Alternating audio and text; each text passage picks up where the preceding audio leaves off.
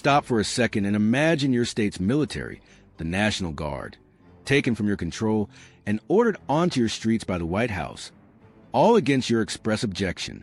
That's not a hypothetical. It's the legal battle Governor Gavin Newsom and the state of California have been locked in with the Trump administration, and now that high-stakes fight has reached the doors of the Supreme Court. This isn't just about an old deployment in Los Angeles.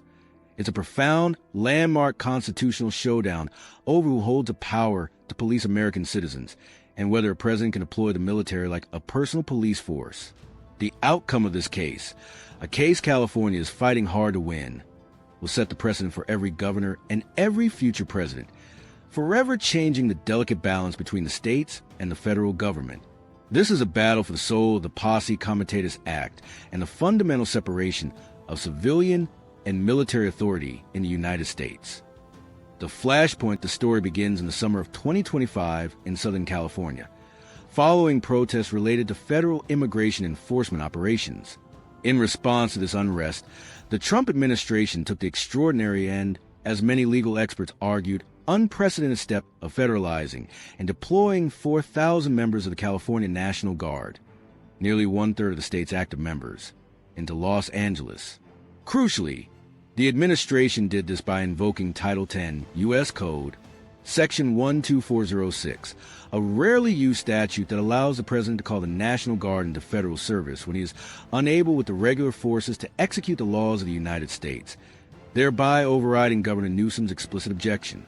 Governor Newsom and California Attorney General Bonta immediately filed suit, arguing that the deployment was both an infringement on state sovereignty and a violation of the Posse Comitatus Act, an 1878 federal law that strictly limits the use of the U.S. military for domestic law enforcement purposes. The state's argument was straightforward.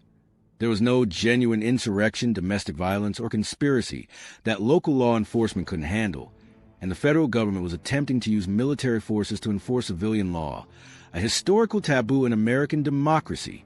U.S. District Judge Charles Breyer, after holding a 3-day trial, sided with California on the merits, ruling that the Trump administration had systematically used armed soldiers for civilian law enforcement tasks, such as traffic and crowd control, in a serious violation of the Posse Comitatus Act, and he issued an injunction blocking the use of the Guard in California for such purposes.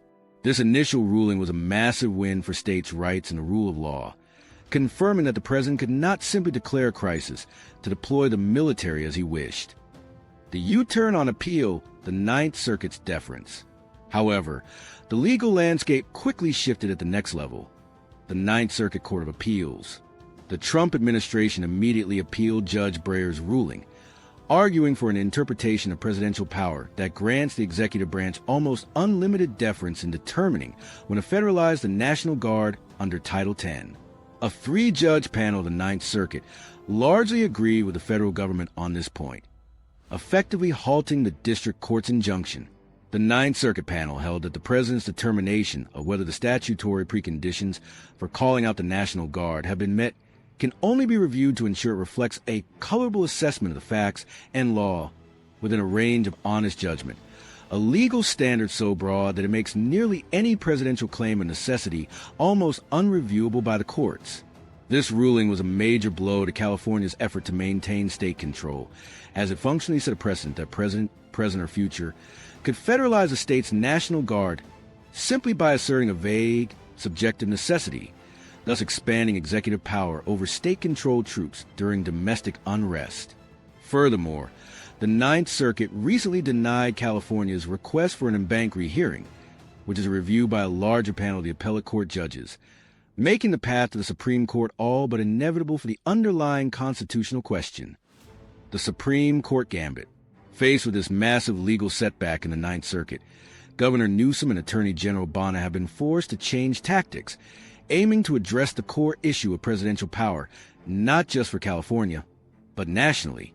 The core issue of presidential authority over the National Guard is now being debated at the highest level, the Supreme Court.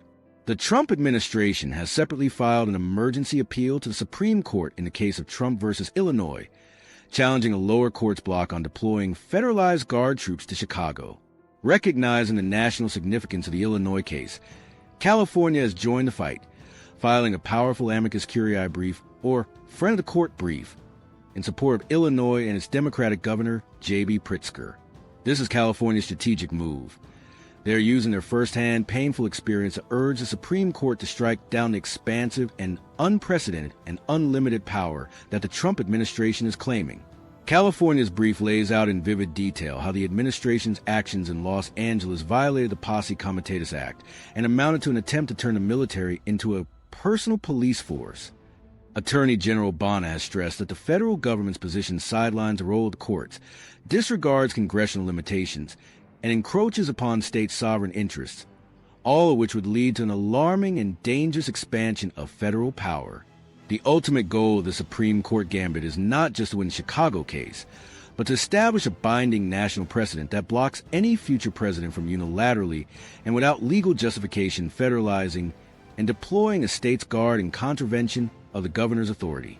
Newsom's team is arguing that without judicial insistence on strict statutory limits, the United States risks devolving into a country where the use of military force displaces the rule of law and federalism. What's at stake for every state? The stakes in this ongoing legal battle are monumental.